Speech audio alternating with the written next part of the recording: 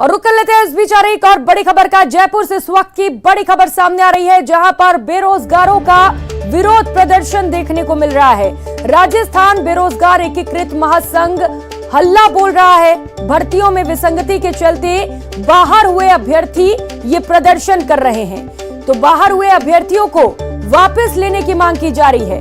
विसंगतियों को सही करवाने की भी मांग रखी गई है। बोर्ड चेयरमैन हरि प्रसाद शर्मा को बेरोजगारों ने ज्ञापन सौंपा है। बेरोजगार नेता उपेंद्र यादव के नेतृत्व में यह प्रदर्शन किया जा रहा है और प्रदर्शन की तस्वीरें सबसे पहले आपको न्यूज 18 राजस्थान पर दिखा रहे हैं, जहां पर बड़ी संख्या में बेरोजगार एकत्रित हो गए हैं। सहयोगी लवली इसी खबर पर ज्यादा जानकारी के साथ हमारे साथ जुड़ चुके हैं। लवली, फिलहाल क्या कुछ चल रहा है वहां पर, प्रदर्शन को लेकर पूरी अपडेट दीजिए। देखिए, ये तमाम जो बेरोजगार हैं, ये अलग अलग मांगों को लेकर के अलग अलग जो भर्तियां हैं, ग्राम विकास अधिकारी, कंप्यूटर अनुदेशक, पशुधन सहायक भर्ती में ओबीसी और ईडब्ल्यूएस के जो कैंडिडेट थे जिनका सिलेक्शन हो गया था, उनके प्रमाण पत्रों में जो कमियां थी जिसके चलते उन्हें सिलेक्शन के बाद उन्हें बाहर कर दिया गया। ये तमाम कैंडिडेट अलग अलग भर्तियों के थे, जिन्हें लेकर के राजस्थान बेरोजगार एकीकृत महासंघ के बैनर तले यहाँ पर प्रदर्शन करने के लिए उपेंद्र यादव आए थे। उन्होंने जो यहाँ के बोर्ड के कर्मचारी जो अध्यक्ष हैं चयन बोर्ड के, हरि प्रसाद शर्मा, उनसे वार्ता की है। वार्ता के बाद में उन्हें ज्ञापन दिया गया है। वार्ता के दौरान ये सामने आया है कि जो भर्तियां हैं जिनमें ये आवेदन तिथि के अंतिम डेट तक जो ये प्रमाण पत्र नहीं जमा हो पाए थे, जिसके चलते इन्हें बाहर कर दिया गया है, तो उसके संशोधित आदेश जो है वो जारी करने का आश्वासन दिया गया है, जिससे वो भर्तियों में शामिल हो सकेंगे। इसके अलावा जो नए जो ओबीसी सर्टिफिकेट लागू किए जाने, उसको लेकर के सरकार को जो लेटर जाएगा, जो फाइल जाएगी कर्मचारी चयन बोर्ड से, उसमें अभ्यर्थियों के पक्ष में पॉजिटिवली बना करके पूरे प्रपोजल को सरकार को भेजा जाएगा, ताकि भर्ती परीक्षाओं का परिणाम जल्दी जारी हो सके। जिनका सिलेक्शन हुआ है उन्हें फिर से मौका मिल सके। तो इस आश्वासन मिलने के बाद में तमाम बेरोजगारों ने अपना प्रदर्शन जो है वो यहाँ पर समाप्त कर दिया है। अपना ज्ञापन जो है वो देकर के एक सौहार्दपूर्ण वातावरण में ये वार्ता जो है वो संपन्न हो चुकी है। और बेरोजगार नेता उपेंद्र यादव समेत जो अन्य नेता हैं, उन्होंने जो बोर्ड के चेयरमैन हरि प्रसाद शर्मा, उनका धन्यवाद दिया है कि उन्होंने पॉजिटिवली बेरोजगारों की मांगों को सुना है इस प्रदर्शन के बाद। और अब ये उम्मीद की जा रही है कि जो लाखों बड़ी तादाद में जो बेरोजगार हैं, हजारों की तादाद में जो बेरोजगार हैं, जो इस भर्ती से वंचित हो रहे थे इन सर्टिफिकेट के माध्यम से तकनीकी खामियों के चलते, उन्हें मौका मिल सकेगा। और वो राजकार्य की जो भर्तियां हैं, सरकारी भर्तियां, उनमें उन्हें मौका मिल सकेगा, उन्हें नौकरी मिल सकेगी।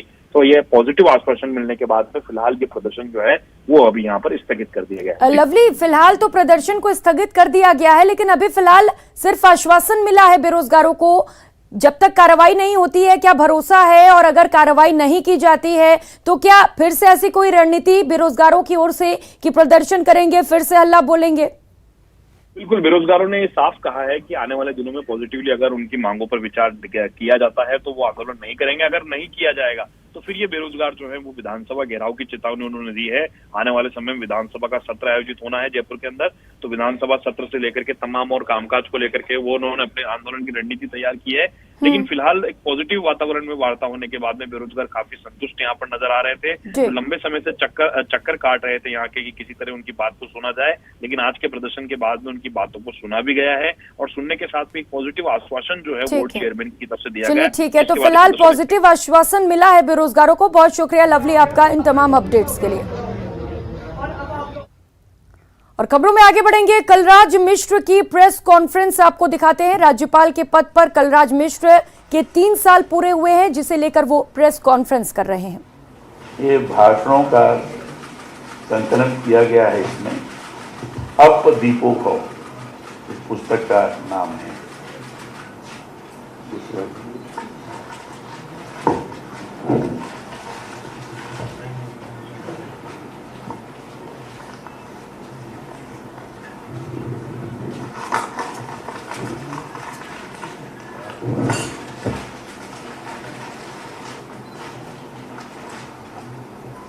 ये मैंने एक किताब जो हमारे जितने भी लेख थे उसका संग्रह था,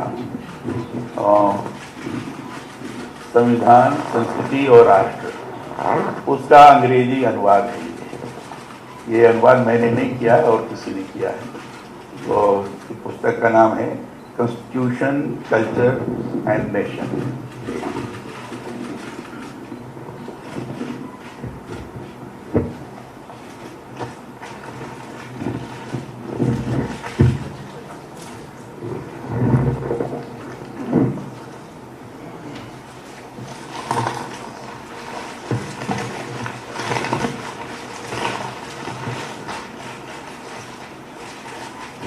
संकल्प से सिद्धि, ये 3 वर्षों का पूरा लेखा जोखा इसमें और भी कई चीज़ें हैं, तो ये लिपिबद्ध किया गया है। और अभी जैसा इन्होंने बताया कि राजभवन वेबसाइट पर 2 बजे के बाद आप इसको लोड कर सकते हैं।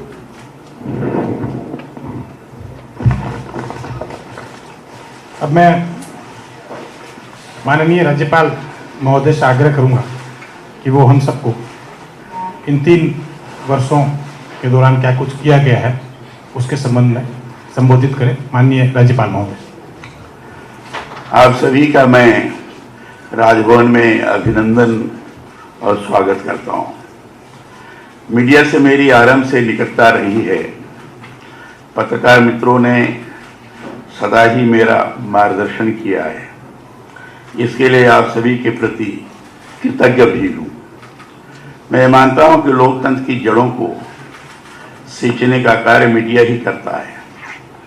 आम आदमी को अपने अधिकारों के प्रति जागरूक करने के साथ ही मीडिया उन्हें अपने कर्तव्यों के लिए प्रेरित भी करता है।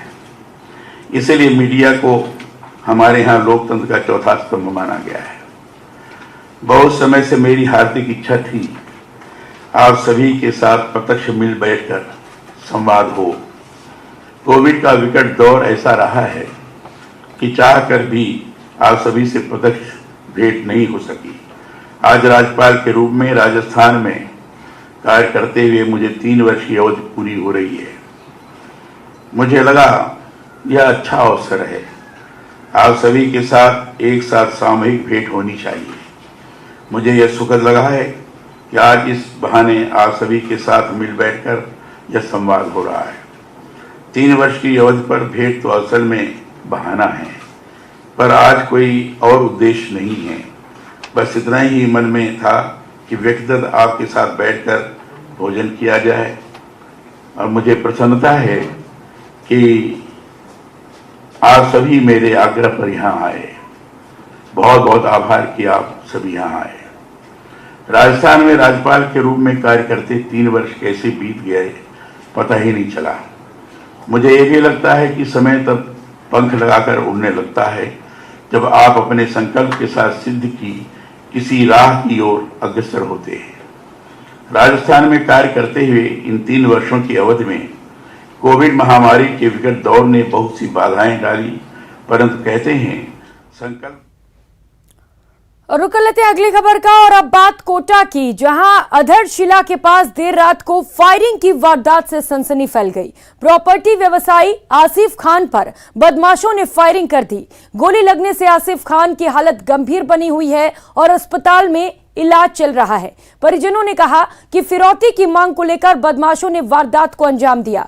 बदमाशों ने पहले फिरौती की मांग को लेकर धमकी दी थी, जिसको लेकर थाने में शिकायत दर्ज करवाई गई थी, लेकिन कोई कार्रवाई नहीं हुई और बदमाशों के हौसले बुलंद होते चले गए। देर रात को बाइक सवार बदमाशों ने अधरशिला के पास प्रॉपर्टी व्यवसायी आसिफ खान पर फायरिंग कर दी। फिलहाल घायल का निजी अस्पताल में उपचार जारी है। वहीं पुलिस के बड़े अधिकारियों ने इस मामले में चुप्पी साध रखी है। फिलहाल दादाबाड़ी थाना पुलिस पूरे मामले पर जांच कर रही है।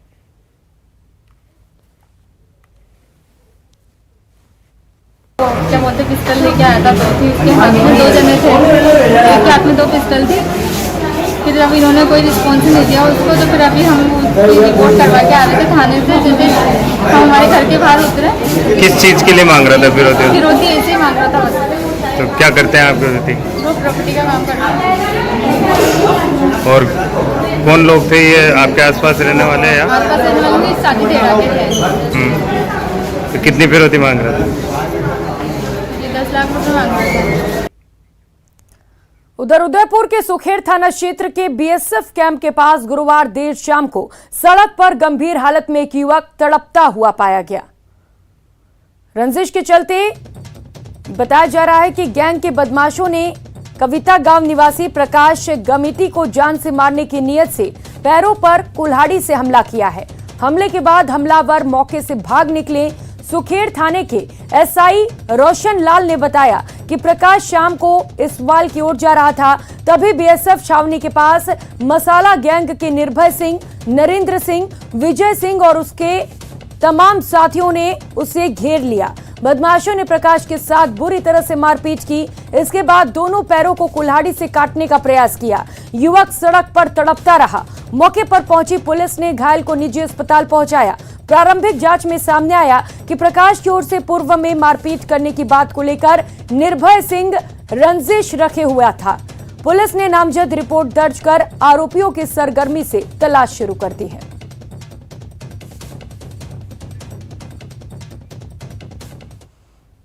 और अब खबर दौसा से है, जहां पर चोरों ने किराने की होलसेल की दुकान को निशाना बनाया। दुकान से करीब 5 लाख का सामान, 40,000 रुपए नकद और सीसीटीवी के उपकरण चुरा ले गए। इस चोरी की घटना के बाद आसपास के इलाके में रहने वाले लोगों ने पुलिस के प्रति नाराजगी जाहिर की है। चोरों ने इस दुकान में चोरी करने से पहले आसपास की दुकानों और मकानों में बाहर से लॉक लगा दिया ताकि किसी के जागने के बाद भी कोई बाहर ना आ सके।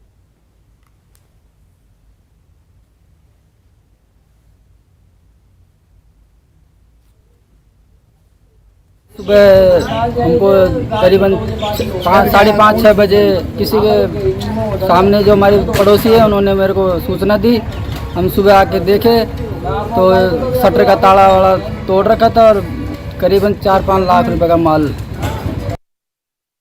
और अब बात झालावाड़ की, जहां नशे पर नकेल कसा गया है। स्पेशल टीम और कोतवाली थाना पुलिस ने 2 तस्करों को गिरफ्तार किया। इनके पास से 380 ग्राम स्मैक और 100 ग्राम अफीम जब्त किया गया है।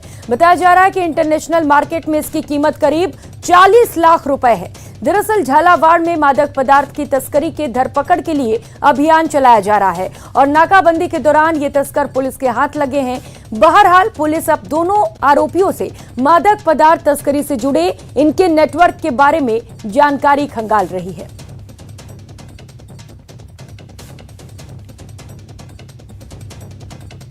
थाना क्षेत्र के अंदर एनडीपीएस एक्ट में मुकदमा दर्ज किया गया है। इसमें 2 आरोपियों मुकेश और मनोहर को गिरफ्तार किया है। मुकेश के कब्जे से 380 ग्राम स्मैक मिली है और मनोहर के कब्जे से 100 ग्राम अफीम मिली है। दोनों ही आरोपियों को गिरफ्तार किया जा चुका है। दोनों से अब तक की प्रारंभिक पूछताछ में उन्होंने हेमराज नाम के व्यक्ति से दोनों ही मादक पदार्थ को लाना बताया है। उधर झुंझुनू के गुढ़ा गौड़जी थाना इलाके की पंजी का बास में एक युवक को पेड़ से बांधकर पीटने का वीडियो वायरल हो रहा है। वायरल वीडियो 4 दिन पुराना बताया जा रहा है। पीड़ित प्रताप सिंह को पेड़ से बांधकर मारपीट की जानकारी मिलने के बाद उसकी पत्नी ने पुलिस को इसकी सूचना दी और मौके पर पुलिस के साथ पहुंचकर अपनी पत्नी को मुक्त करवाया। इस संबंध में पीड़ित पक्ष की ओर से गुढ़ा गौड़जी थाने में पेड़ से बांधकर मारपीट करने की रिपोर्ट दी गई है। पुलिस ने अभी तक इस संबंध में मामला दर्ज नहीं किया है। पुलिस ने एक युवक को शांति भंग में गिरफ्तार किया है।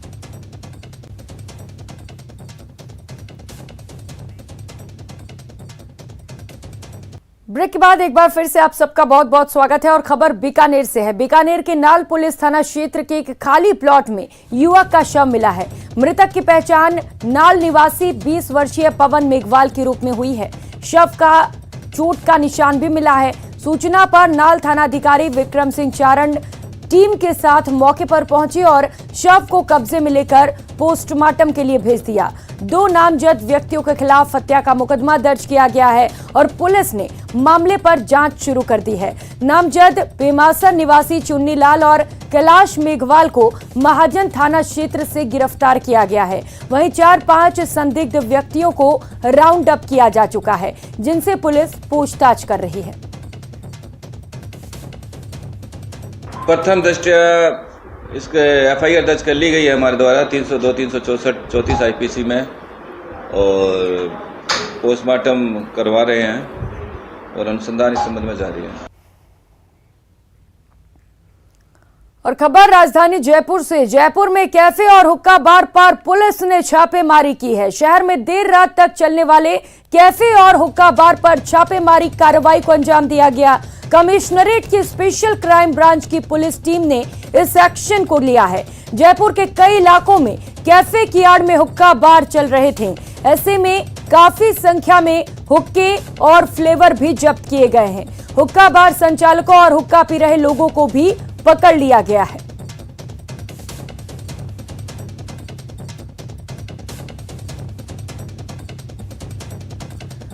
और ऐसे में बड़ा सवाल ये उठता है कि स्थानीय थाने की पुलिस आखिर क्या कर रही है? क्यों कमिश्नरेट की क्राइम ब्रांच की स्पेशल टीम को वहां पर दबिश देनी पड़ी? और सवाल ये भी कि क्या स्थानीय पुलिस की शय पर देर रात तक यहां पर हुक्का बार चल रहा है? ये तमाम बड़े और अहम सवाल न्यूज 18 राजस्थान उठाता है कि क्राइम ब्रांच की टीम को पहुंचकर एक्शन क्यों लेना पड़ा? स्थानीय पुलिस वहां पर क्या कर रही थी?